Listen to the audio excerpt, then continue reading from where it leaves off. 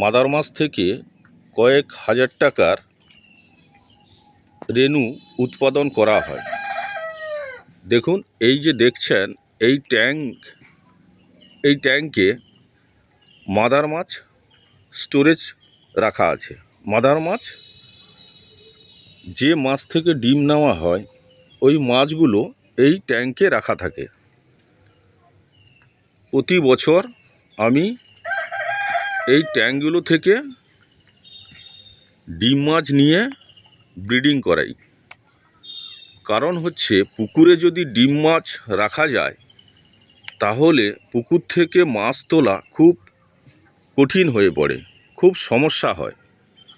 তাই আমি এই ট্যাঙ্কগুলোতে মাদার মাছ রাখি। এই যে দেখছেন কচুরিপানা আর ছোট পানা দেখছেন, এগুলো রাখার একটাই উদ্দেশ্য হচ্ছে, শিঙি মাগুর ওই ক্যাটফিশ জাতীয় যে মাছগুলো ওরা কিন্তু একটু কচুরিপানার মধ্যে থাকতে ভালোবাসে। তাই আমি এই ট্যাঙ্কে কচুরিপানা রেখেছি কিছু, আর ছোট পানা রেখেছি। জলও পরিশুদ্ধ থাকে এবং মাছও খুব ভালো পছন্দ করে থাকার জন্য এই রকম পরিবেশে। ভালো করে দেখুন, এরিয়েশান কিন্তু আমার থাকে। এরিয়েশান থাকলে মাছের খাওয়ার থাক না থাক, কিন্তু এরিয়েশান থাকলে মাছ খুব দ্রুত বৃদ্ধি হয় এবং মাছ সুস্থ সবল থাকে। এরিয়েশান থাকার জন্য আমার মাছের ডিম খুব তাড়াতাড়ি আসে। ডিম আসার মূল কারণ হচ্ছে, ডিম আসার জন্য যে টেম্পারেচারের প্রয়োজন, ওই টেম্পারেচার না থাকলেও মোটামুটি 100-র মধ্যে আমি 20 পিস মাছের ডিম পেয়ে যাই।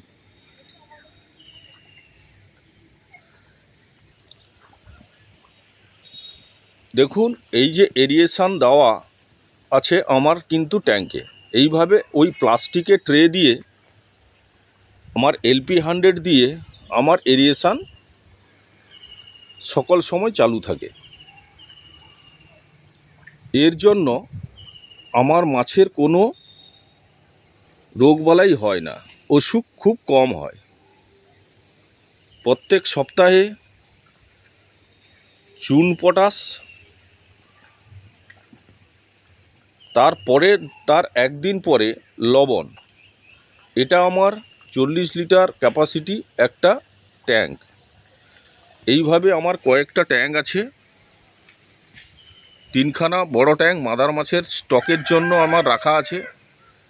এই ট্যাঙ্কগুলোতে আমি কিন্তু শিঙি মাগুর, ভিয়েতনাম কই এবং দেশি কই, এই মাছগুলো আমি কিন্তু, এই মাদার মাছগুলো, ডিম মাছগুলো আমি কিন্তু এই ট্যাঙ্কে স্টক রাখি।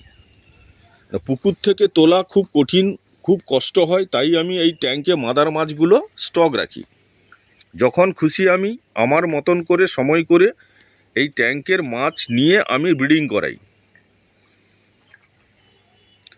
এই ট্যাঙ্কটার ক্যাপাসিটি হচ্ছে, ওয়াটার ক্যাপাসিটি, জল ধারণ ক্ষমতা হচ্ছে 40,000 লিটার, কিন্তু 50,000 লিটার এক একটা ট্যাঙ্কে জল ধারণ ক্ষমতা। যদি 7 ফুট জল রাখি, এটা কিন্তু ডিপ আছে আমার 7 ফুট, 17 ফুট গোলাই। 50,000 লিটার ক্যাপাসিটি আমার এক একটা ট্যাঙ্ক আছে। নিচে কিন্তু, যেহেতু আমার মাদার মাছ দেওয়া আছে, নিচে কিন্তু আমার মাটি 6 ইঞ্চি দেওয়া আছে। মাটি দেওয়ার জন্য আমার গ্যাস ফর্ম খুব কম হয়। জলের যে কালচারটা করি, প্রত্যেক সপ্তাহে চুন আর পটাশ দিই, তার একদিন পরে লবণ আমি ব্যবহার করি। এইভাবে প্রত্যেক সপ্তাহে একবার করে চুন পটাশ, আর 15 দিন অন্তর একবার করে লবণ, আর 1 মাসে একবার জিওলাইট পরিমাণ মতো দিতে হবে। এই 50,000 লিটারে আমি জিওলাইট ব্যবহার করি 250 গ্রাম। প্রত্যেক 15 দিন অন্তর যে লবণটা ব্যবহার করি, ওই লবণটা আমি 2 কিলো থেকে 2.5 কিলো বড় লবণটা ব্যবহার করি। আর চুন আমার দেওয়া চুন আর পটাশ যখন করি 50 গ্রাম পটাশ, 50,000 লিটার জলে কিন্তু আমি 50 গ্রাম পটাশ আর চুন 1 কিলো, এইভাবে কিন্তু আমার জল কালচার হয়। আপনারাও এইভাবে করবেন, দীর্ঘদিন এই জলকে আপনি ঠিক রাখতে পারবেন। তবে 1 সপ্তাহে একবার আমি কিছুটা জল বের করে দিই, 6 ইঞ্চি জল বের করে দিই, নিচের জলটা আবার 6 ইঞ্চি নতুন জল আমি দিয়ে রাখি। নিচের যে বর্জ্য পদার্থটা মাছ পায়খানা করার পরে বা নিচের যে মাটি দেওয়া আছে ওটাতে যাতে গ্যাস ফর্ম না করে, তাই ওখান থেকে আমি প্রত্যেক 7 দিনে একবার করে আমি আউটলেট আছে, আউটলেট দিয়ে 6 ইঞ্চি জল বের করে দিই। এতে খুব ভালো রেজাল্ট। এইভাবে যদি আপনারা ফার্মিং করেন, মাদার মাছ স্টক রাখেন, কোনো অসুবিধে হবে না এবং যখন খুশি আপনারা মাদার মাছ নিয়ে আপনারা ব্রিডিং করাতে পারবেন। দেখুন এরিয়েশনটা দেখুন,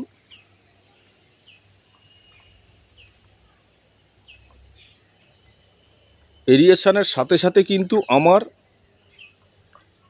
জল কিন্তু রোটেশন হচ্ছে, জল কিন্তু ঘোরানো হচ্ছে, জল কিন্তু একাই ঘুরছে। কারণ ওই একটাই আমার কিন্তু এয়ার অক্সিটিউব দেওয়া আছে এবং প্লাস্টিক ট্রেতে সেট করানো আছে। এই প্লাস্টিক ট্রেতে সেট করানোর জন্য অক্সিজেন জলের সাথে তো মিশছে এবং জল আমি রোটেশন করাতে পারছি। আর জল যদি রোটেশন আপনারা করাতে পারেন তাহলে কিন্তু মাছের দ্রুত বৃদ্ধি হয় এবং মাছ সুস্থ সবল থাকে। আজ আমি এই মাদার মাছ যে সুরক্ষিত রাখার যে প্রসেস, যে পদ্ধতি, ট্যাঙ্কে কিভাবে শিং, কই, মাগুর এর ডিম মাছ রাখা হয় এই ভিডিওতে আমি তুলে ধরলাম। যেখানে ডিম মাছগুলো রাখা হবে কিছু হলেও একটু কচুরিপানা দিয়ে রাখলে খুব ভালো হয়। আমি কিন্তু এতে খুব ভালো রেজাল্ট পেয়েছি। ক্যাটফিশ জাতীয় যে মাছগুলো আছে ওরা কিন্তু এই কচুরিপানা মধ্যে থাকতে খুব ভালোবাসে। প্রকৃতির সাথে সাথে প্রকৃতিরকে দেখে প্রকৃতিতে যেভাবে মাছগুলো থাকে ওইভাবে কিন্তু যদি একটু বুদ্ধি খাটিয়ে ফার্মিং করা যায় তাহলে কিন্তু খুব ভালো রেজাল্ট পাওয়া যাবে। আজকে আমি এই ভিডিওতে এই মাদার মাছ যে স্টক রাখার যে পদ্ধতি ওটা আমি তুলে ধরলাম। দেখুন ওয়াটার জল কালচার, ডিম ফোটানোর পরে কিভাবে জল কালচার করা হয়, ডিম কিভাবে ফোটানো হয় আমি কিন্তু পাটে পাটে এক একটা ভিডিওতে দেখাবো। আমি 5 বছর কিন্তু সফল হয়েছি। প্রথমের দিকে আমার খুব সমস্যা হয়েছিল, যখন প্র্যাকটিক্যাল অভিজ্ঞতার পরে এখন ওই সমস্যা আর হয় না। প্রত্যেক বছর মোটামুটি আমার নিজের যতটুকু মাছের প্রয়োজন হয় ফার্মিং করার জন্য আমি কিন্তু নিজে ব্রিডিং করে আমি নিজের চারাটা, নিজের রেনুটা আমি নিজে তৈরি করে নিই। এতে আমি একটু প্রফিট ভালো পাই। বাইরের থেকে চারা, বাইরের থেকে রেনু এনে এই মাছ চাষ করা খুব সুবিধাজনক নয়, খুব লাভজনক নয়। আমি দেখেছি, আমি 2 বছর বাইরে থেকে আনিয়েছিলাম 2019 আর 20-তে। তারপর কিন্তু আমি নিজে এই ট্যাঙ্কগুলো করে আমি কিন্তু নিজে থেকে আমি কিন্তু ব্রিডিং করাই এবং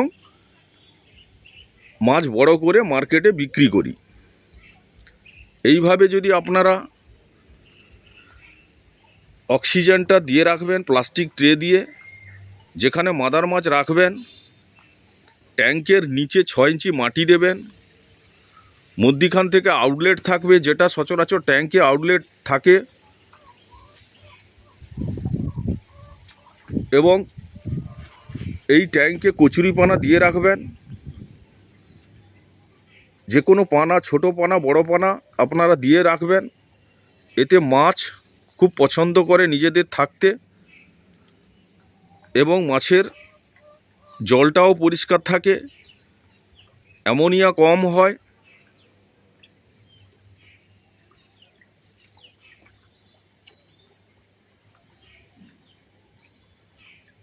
এই ভিডিওতে আমি দেখালাম মাদার মাছের স্টক রাখার যে পদ্ধতি ট্যাঙ্কে, আমি এই ভিডিওতে তুলে ধরলাম। ভিডিওটি ভালো লাগলে সাবস্ক্রাইব করবেন, লাইক করবেন, শেয়ার করবেন।